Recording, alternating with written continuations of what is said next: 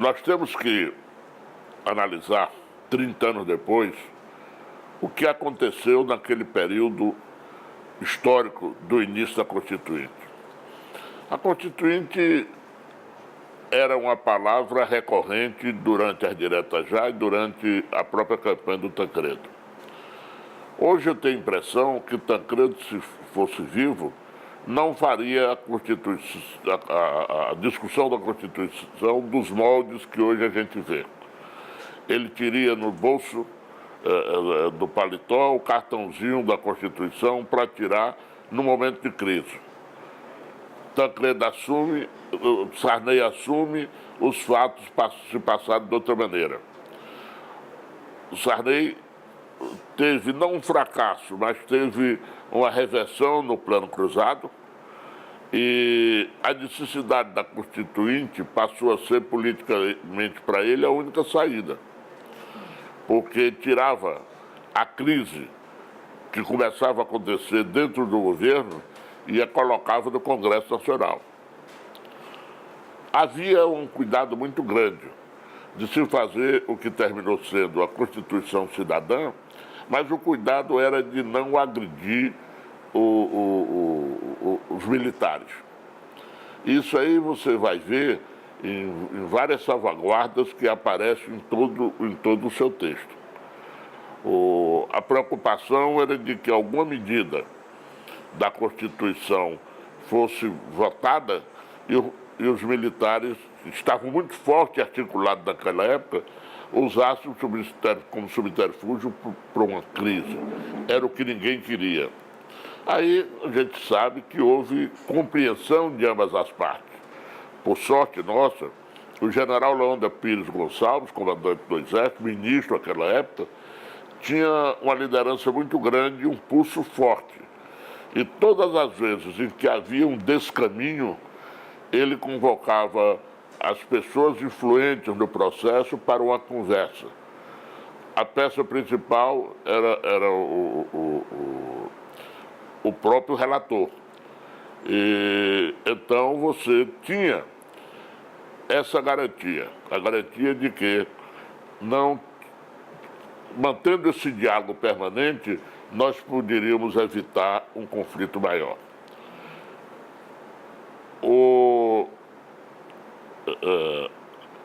Em todo o seu bojo, você vai ver esta evolução. Tivemos princípios de crise, mas aí já não envolvendo o setor militar, envolvendo outros interesses. A discussão da Constituição terminou sendo liberal demais. E nós tivemos um corporativismo exagerado. Tanto é que, se você for examinar, você vai ver que tem alguns momentos em que nós somos nacionalistas e alguns momentos que nós não somos nacionalistas. Essa dicotomia, ela é produto da diversificação ideológica, da pulverização ideológica. Aí é que surge um estabilizador fantástico, que foi o Centrão, que não tem nada a ver com o Centrão de hoje, mas era um Centrão que tinha o condão ideológico, que tinha o condão de abrir o mercado. Nós tínhamos a grande maioria dos que faziam o papel de redatores da Constituinte, o lado nacionalista. E o Centrão, que era comandado por Delfim, por Roberto Campos, por Ricardo Fiuza, por Luiz Eduardo Magalhães, que aí começou a aparecer na política, eles iam para a abertura do mercado. Gerou-se o conflito. E a genialidade do Ulisses Guimarães, acho que no mês de setembro, salvo engano, arrumou uma saída para o impasse. Aprovou um dispositivo que possibilitava que 5 anos após a promulgação nós poderíamos fazer a revisão constitucional, que infelizmente não aconteceu. Mas teria sido o ajuste. Por que o ajuste? Nós votamos todo esse período ou com quase todo ele, com os regimes fortes fechados. E aí, em determinado momento, as ideologias no mundo inteiro começam a se desmoronar. O Muro de Berlim, por exemplo, dá sinal de fadiga. A União Soviética entra numa crise profunda. E Cuba. Cuba, à medida em que a União Soviética deixou de comprar o açúcar subsidiado, ela começou também a entrar em crise. O Ulisses sentiu, começou a tentar abrir, a tentar reverter, mas viu que ali não era possível. Então, veja, por exemplo, alguns absurdos. Nós não poderíamos usar tecnologia importada, por exemplo, na área do computador. Os computadores naquela época estavam na fase embrionária, mas já era um mercado fantástico que se avizinhava, que você sabia que ia chegar. E nós, com o nacionalismo, a maioria nacionalista, exigia-se, por exemplo, que a tecnologia fosse brasileira. E nós não tínhamos nenhuma vocação tecnológica para isso. Outro passo grande que nós tivemos foi na questão do parlamentarismo e presidencialismo. Se você observar, 70% da nossa Constituição foi preparada para ser parlamentarista. Houve a crise, a famosa crise do mandato do Sarney. O Sarney, quando se elegeu, o seu mandato era de 6 anos. E aí, espontaneamente, acho que errou, ele ofereceu-se para reduzir o mandato dele para 5. E aí o radicalismo se impôs no plenário e resolveram querer reduzir o mandato dele para 4 anos. Aí ele pegou em armas, ele foi para a luta e derrotou os que se opunham a isso. Sustentou o mandato de 5 anos, foi vitorioso, mas com isso também reverteu a possibilidade do parlamentarismo e aprovou-se o presidencialismo. Então nós temos um defeito na Constituição, ela é capenga com relação a parlamentarismo e presidencialismo. Tanto é que nós tivemos depois aquele famoso plebiscito e o presidencialismo saiu vitorioso. O brasileiro gosta do poder forte, e o poder forte é no presidencialismo. Aliás, nós temos que encontrar uma modelagem para isso. Nós temos que encontrar um meio termo.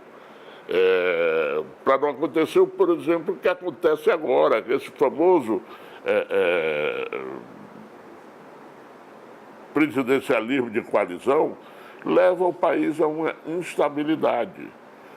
A uma instabilidade. Você quer ver Você acha que isso é reflexo também desse processo da...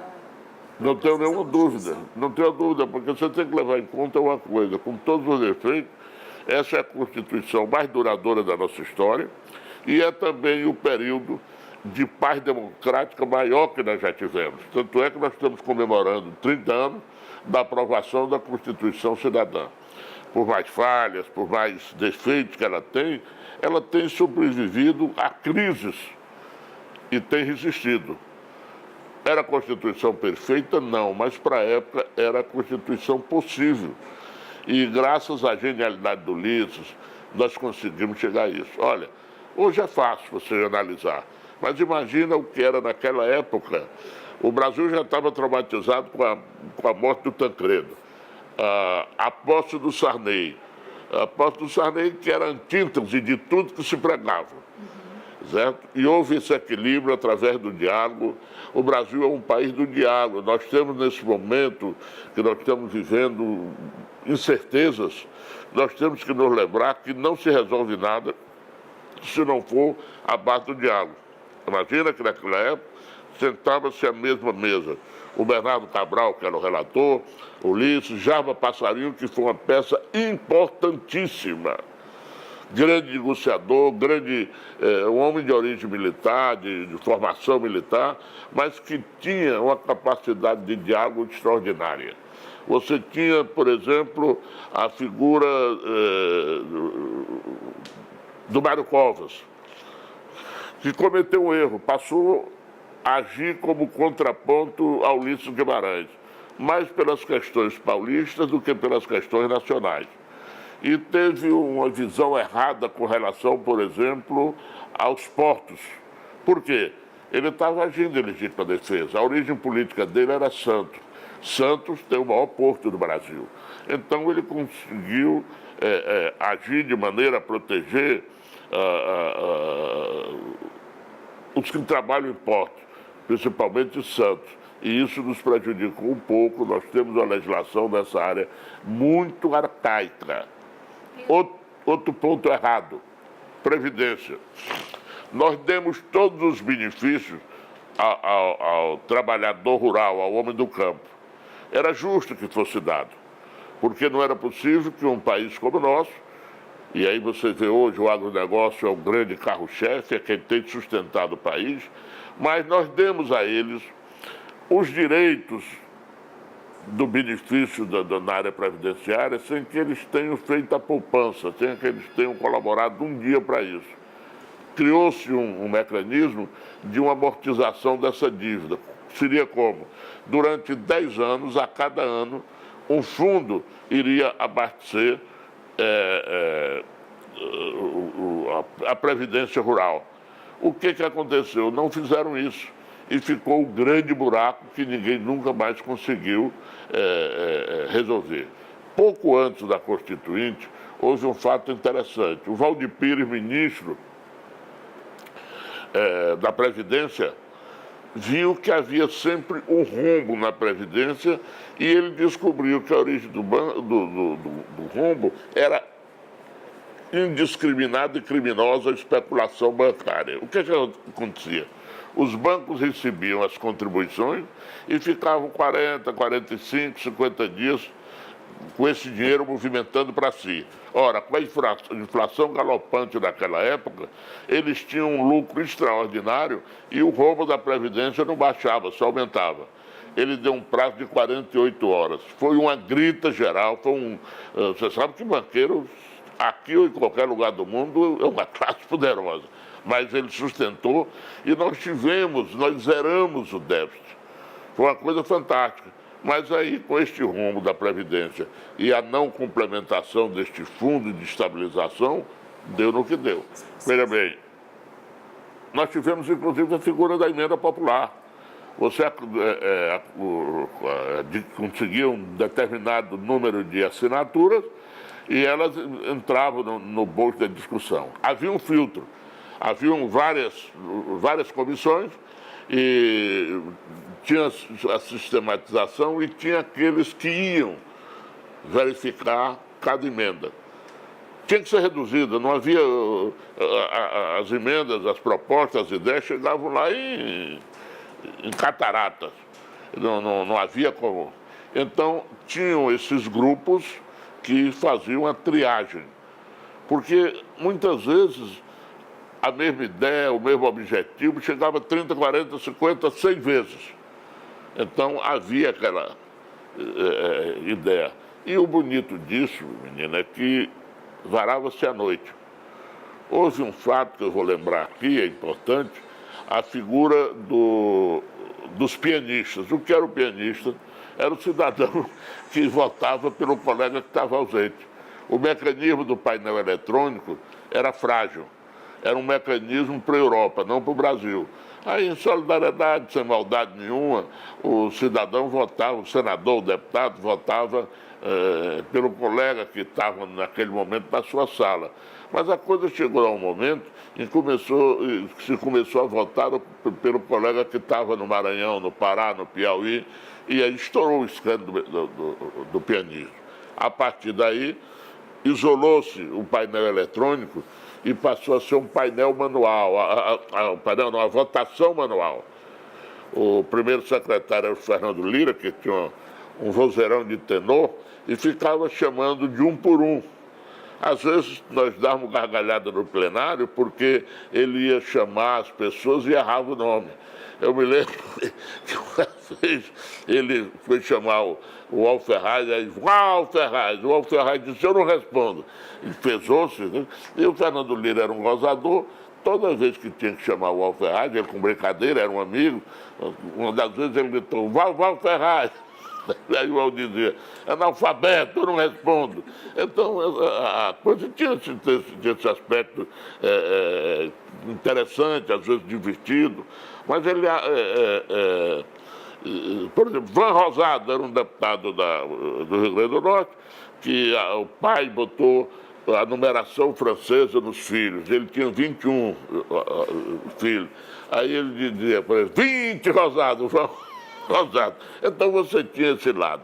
Mas o aspecto, falando de trabalho, é que a gente virava à noite. Virava à noite. Dr. Ulisses era uma fortaleza inesgotável, tanto que teve uma crise de fadiga, foi tomar lítio, tomou lítio de dose errada, teve que ir para os Estados Unidos, e aí foi um susto. Aliás, o doutor Ulisses deu 2 sustos no período, porque ele era constituinte. Sem ele em plenário, nada acontecia. Ele teve esse episódio do lítio e depois teve uma crise de apendicite que terminou sendo operado às pressas em São Paulo. Nos 2 episódios, nós tivemos uma paralisia da constituinte. Só que os outros aspectos difíceis, tínhamos as eleições municipais. Eu era, por exemplo, candidato a prefeito de Teresina. A gente, às vezes, saía do plenário, pegava um avião, emprestado, um avião de carreira, e vinha para cá, fazia um comício e voltava. Eu me lembro que naquela época tinha um avião que saía de Teresina às 8 horas da noite, e tinha um que voltava às 3 da manhã. Então dava, você chegava e fazia comício. Uma vez eu fiz um comício desse e trouxe comigo o Hélio Costa, que estava muito famoso na época, que era o correspondente da Globo nos Estados Unidos. Encheu praça. Mas qual foi minha sorte? Que ganhei a eleição da prefeitura. Os 2 outros candidatos também eram constituintes, era Miriam Portela e o Átila Lira. Então nós tínhamos obrigações iguais, e o povo era vigilante. Se você faltava uma votação, eles cobravam. Foi um período muito rico sobre esse aspecto. Finalmente, tivemos a felicidade da aprovação. Mas aí veio o segundo problema, menino. E eu sofri mais do que os outros, porque eu era prefeito de Teresina. As leis ordinárias não foram votadas. Então você ficou com a Carta Magna pronta e sem nenhum eixo de direção com relação à regulamentação das leis. Aí houve um caos, agravado pela crise logo em seguida do governo Collor. Então, foi um período muito difícil. E eu sofri. Era o prefeito de Teresina e aprendi uma coisa. Só sobreviverei se eu fizer uma administração com os recursos da prefeitura. E nós tínhamos um mecanismo muito desorganizado, principalmente no que se diz respeito à arrecadação dos impostos. O IPTU nosso era um IPTU de modelo muito frágil. Eu trouxe um técnico piauiense de muito sucesso, tinha sido presidente do Banco do Estado do Piauí, o Júlio Lopes, e fizemos uma modificação profunda do IPTU. Recebi muita crítica, mas depois viram que eu estava certo. Teresina tinha um estoque de terreno baldio, de terrenos vagos, muito grande. E o maior inimigo do prefeito é terreno vazio, porque só lhe dá problema. Bom, aí resolvemos isso. Quer ter uma ideia? Nesse período, Teresina tinha apenas 5 edifícios residenciais com elevador, acima de 5 andares. Quando eu deixei a prefeitura, já tinha 110. Isso eu estou falando num prazo de 3 anos. Hoje tem quase 600. Então, são essas coisas que... Bom, a imaginação criadora. Vamos voltar. Qual foi o segundo ato? Foi a criação do SOS Teresina, que me orgulha muito. Nós fizemos o sistema sofisticado usando rádio para atendimento de pessoas. Você tinha qualquer problema, chamava o SOS 192 e ele chegou a uma sofisticação que entre a chamada e o atendimento gastava 6 minutos. Sucesso chegou a ponto que Fortaleza copiou, São Luís, Belém, Manaus e Campinas, São Paulo. Mas isso é a consequência da Constituinte. É para mostrar que nesse período ou você fazia isso ou não tinha como. porque nós estamos vivendo o país de uma crise. Mas o que eu quero dizer, o Lula, quando assumiu, nacionalizou o SOS, colocou o nome de SAMU. E é o que acontece hoje. A crise lhe obriga a ser criativo. E foi uma das coisas que eu aprendi nesse período. Nós chegamos a um determinado momento de uma sofreguidão tão grande, de desejo de acabar logo com aquilo, pelo tempo, pela eleição. O Ulisses tinha uma capacidade fantástica de presidir a sessão sem sair nem para fazer xixi. Aquilo impressionava todo mundo, como é que ele conseguia ali ficar horas e horas, mas fazia. Quando a sessão acabava, às vezes 11 horas da noite, estava todo mundo com fome. E aí foi criada uma cidadela da Constituinte, que era o restaurante Piantella. Nós íamos para o Piantella, não íamos brincar. Lá tinha uma mesa grande que esperava por todos nós, pelo famoso Clube do Poá. Nós íamos para lá, a mesa presidida pelo doutor Ulisses, e saímos às vezes 5, 6 horas da manhã. Em várias ocasiões, o Oswaldo Manicati, que era o mão direita lá do doutor Ulisses, digamos assim, uma sombra, levava um paletó, o Ulisses improvisava lá no gabinete da Câmara, modesto, trocava de roupa, tomava um banho, fazia barba ou não. 8 horas da manhã ele estava, vamos votar, era o refrão oficial dele, era convidando as pessoas para votar. Então você fazia isso, fizemos várias e várias vezes. O Ulisses tinha essa determinação fantástica.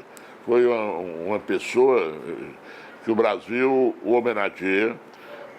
Alguns são críticos do conteúdo da Constituição, eu concordo. Ela não é uma Constituição perfeita, mas para o momento é a Constituição possível.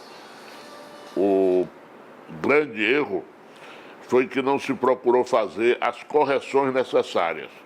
Em 89, com a reforma do regimento, há um fato curioso. Nós tínhamos 8 partidos, hoje nós temos 24. E com essa história do fundo partidário, nós criamos um vício terrível. Hoje, você não tem mais a discussão política envolvendo o presidente da casa e os líderes. Os líderes é que decidiam. Você tinha diariamente uma reunião de liderança. Hoje, quem decide são os presidentes de partido que têm o cofre.